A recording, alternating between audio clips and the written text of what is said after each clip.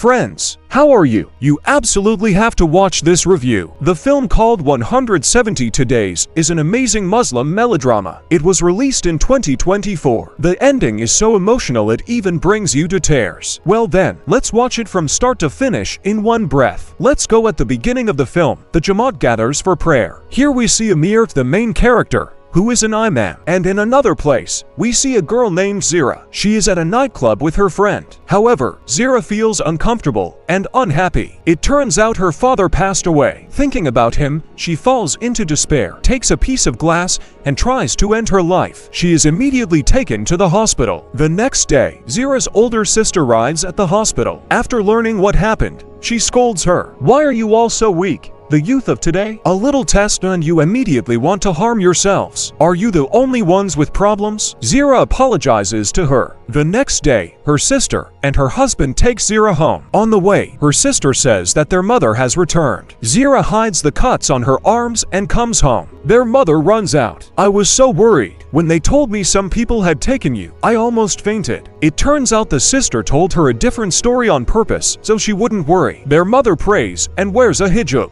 After that, Zira goes to her room and looks through photos, remembering her father. He always taught her kindness. In the kitchen, the mother, sister, and brother-in-law are sitting at the table. Suddenly, Zira walks out wearing a hijab. Her mother is overjoyed and hugs her. The mother calls her son-in-law to help make food, but her sister says, "You're not joking, right? This isn't a game." Zira replies, "I put it on sincerely. Lead me on the right path now." Her sister agrees. "First, you need to stop spending time with bad company. Then you need to attend lessons and read the Quran." So Zira and her sister go to the mosque. There she meets her friend. She also decided to become better. But the imam of that mosque is very strict. He speaks aggressively and Zira doesn't like it. Even her sister says that the imam is somewhat strange. Later at home, Zira scrolls through social media and finds Amir's page. "Let's go to this imam," she says. The next day they attend his lesson. Amir's words make a strong impression on Zira. After the lesson, the imam also notices her. One of Amir's students,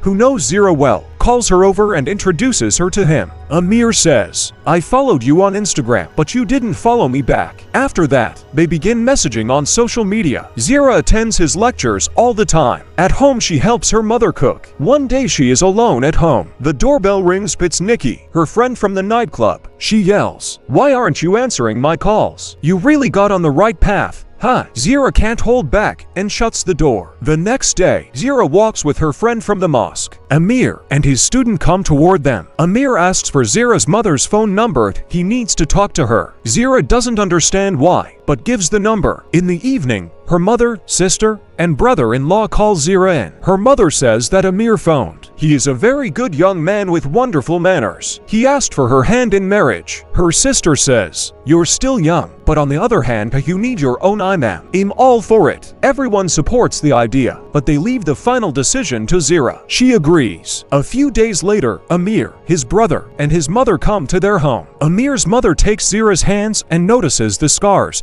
but she doesn't scold her, she supports her instead. "Will you be my daughter?" she asks. Amir and Zira talk privately, and the girl says that his intention is sincere. She worries. "You barely know anything about me," but Amir doesn't mind. Soon their nikah is performed. They have a wedding. Both families are happy. They receive the marriage certificate. At night, Amir comes into Zira's room. "We have our own home now. Let's go." But Zira says her leg hurts. Amir carries her on his back all the way to the house. On the first night, Zira can't relax. Amir comforts her and asks her to recite a dua. Then he gets up for tahajjud and tries to wake her, but she is exhausted. Amir prays alone. The next day they go to the mosque. Amir gives a lecture and Zira listens. Then he shows her his small business. He sells honey. Gradually, they get used to their family life. In a shopping mall, Zira accidentally meets Nikki. She again yells, "You could at least answer." Then she tells Amir, "Ask her about her past." Later, Zira tells Amir everything. "We all studied at a madrasa once. Even Nikki. One day a girl stole something. I said it was wrong,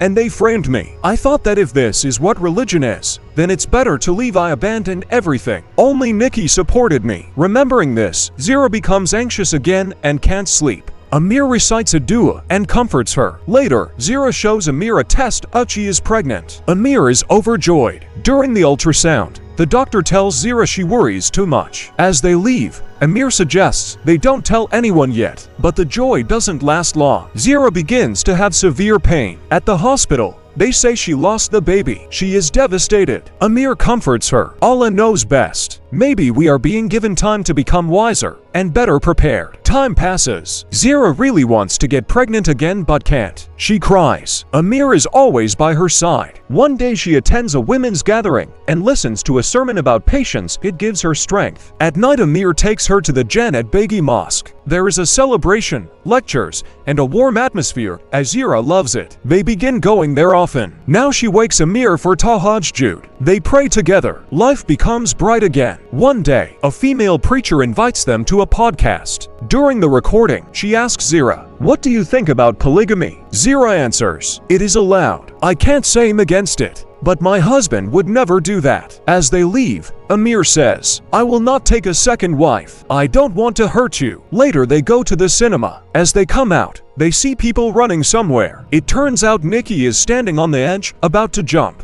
Zira approaches and calms her down. Nikki is pregnant, and the man doesn't want to take responsibility. Zira tells her, "Many women dream of a child, including me, and you want to destroy it." Nikki changes her mind. Zira hugs her. Later, Amir shows Zira the new house they will build. She is very happy, but one night Amir starts coughing badly. Zira gets scared. He is hospitalized. She stays by his side every day, helps him, supports him, prays for him. Amir seems to get better. They go for walks, visit Zira's mother, then have a picnic by the water. It seems everything is improving, but suddenly the illness returns. Zira takes him back to the hospital. He lies there again, and she helps him every day, even performing wudu for him. Amir says, "You are always with me. Please rest a little at home." He barely convinces her. Zira leaves but misses him terribly. The next day, Zira goes to the construction site of their new house. While talking to the workers, she receives a call from the hospital. She rushes there. Amir prepared her favorite fruit, a durian, even though he dislikes it. Zira persuades him to try it. It smells bad, but the taste is amazing. Amir laughs and tries it. Then they pray together again. Suddenly Amir's condition worsens drastically. Relatives are called. The doctor says, "Only one person may enter.